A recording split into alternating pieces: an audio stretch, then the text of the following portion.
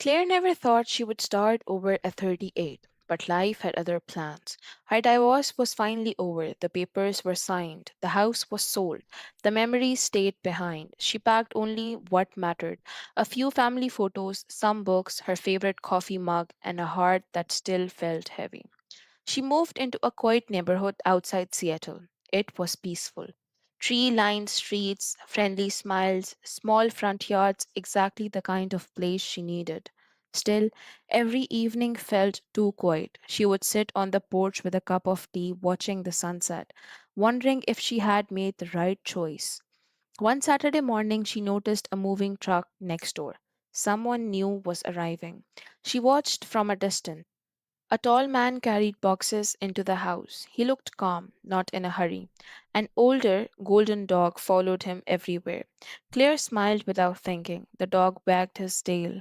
A few minutes later, the dog slipped through the open gates. It walked straight into Claire's yard. Oh, hello there. Claire laughed. She bent down and gently rubbed its head. I'm so sorry, the man hurried over. He likes meeting people before I do. Claire smiled. I think he already approved of me. The man laughed. I'm Ethan. I'm Claire. They shook hands for just a second. Everything felt easy. No pressure, no sadness, just two neighbors talking. Ethan picked up the dog's leash. Then he looked at Claire for a moment. You have the smile of someone who's trying very hard to hide a difficult year. Claire froze. She had never met him before. How could he see that? She forced a small smile. Is it really that obvious? Ethan shrugged gently, only to someone who's been there. He gave a polite wave. I'll let you get back to your morning. Then he walked away. Claire stood there without moving. His words stayed in her mind. The smile of someone hiding a difficult year. No one had ever described her that way, not even her closest friends. That night she kept thinking about him, not because he was handsome, not because he was kind, but because for the first time in months, someone had seen the pain she never talked about. The next morning, Claire found a small paper bag on her porch. Inside was fresh banana bread. There was only one short note: Welcome to the neighborhood. Some days get better, one small step at a time. Ethan. Claire held the note in her hand. She smiled, a real smile this time. But she had no idea that one simple sentence was about to change far more than her new address.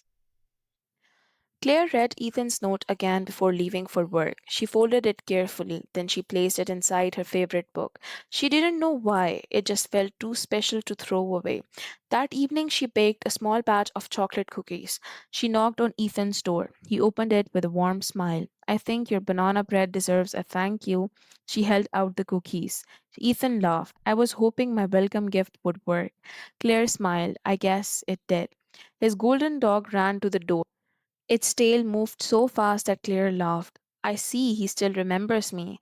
He remembers everyone who is kind, Ethan said. For the first time in a long while, Claire felt completely relaxed. Over the next few weeks, they crossed paths often, sometimes while watering the gardens, sometimes checking the mail, sometimes during evening walks.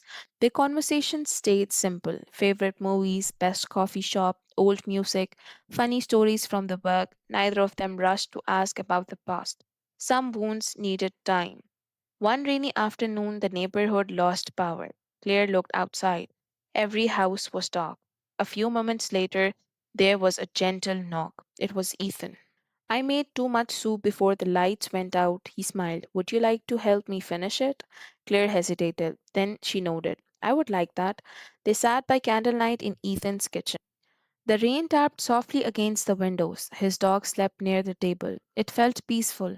No loud television, no phones, just quiet conversation. After a while, Ethan looked at Claire. You laugh more now. Claire looked surprised. Do I? You do. She smiled softly. I guess I forgot how. For a moment, neither of them spoke. Then Claire took a slow breath. My marriage ended because we stopped talking. We lived in the same house, but we felt like strangers. Ethan listened without interrupting. When she finished, he simply said, I am sorry you had to carry that alone. Those words touched her heart. He did not judge, he did not give advice, he just listened. As Claire prepared to leave, Ethan walked her to the door. Before she could step outside, he quietly said, You know, Sometimes life doesn't fall apart. Sometimes it cleared the path for something better. Claire looked back at him. His words stayed with her all night.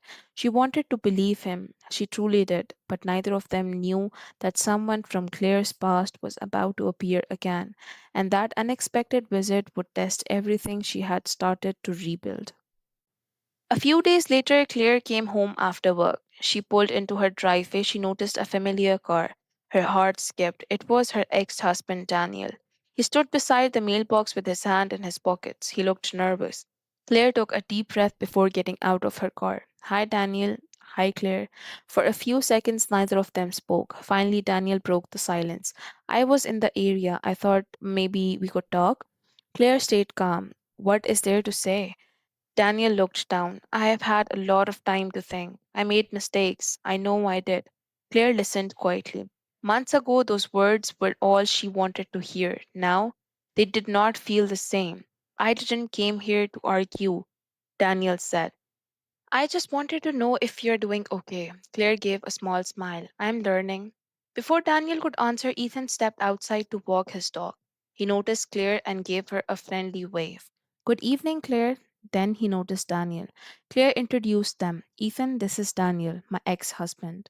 The two men shook hands politely. There was no anger, no tension, just respect. Ethan smiled. I'll give you both some space. He continued walking down the street with his dog. Daniel watched him for a moment. He seems like a good guy, Claire noted. He is.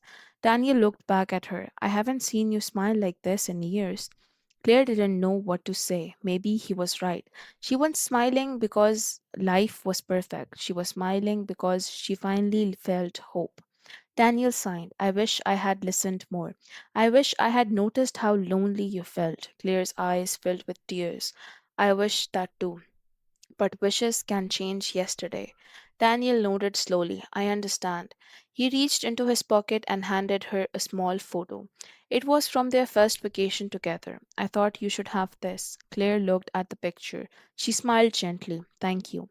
Daniel walked back to his car. Before leaving, he rolled down the window.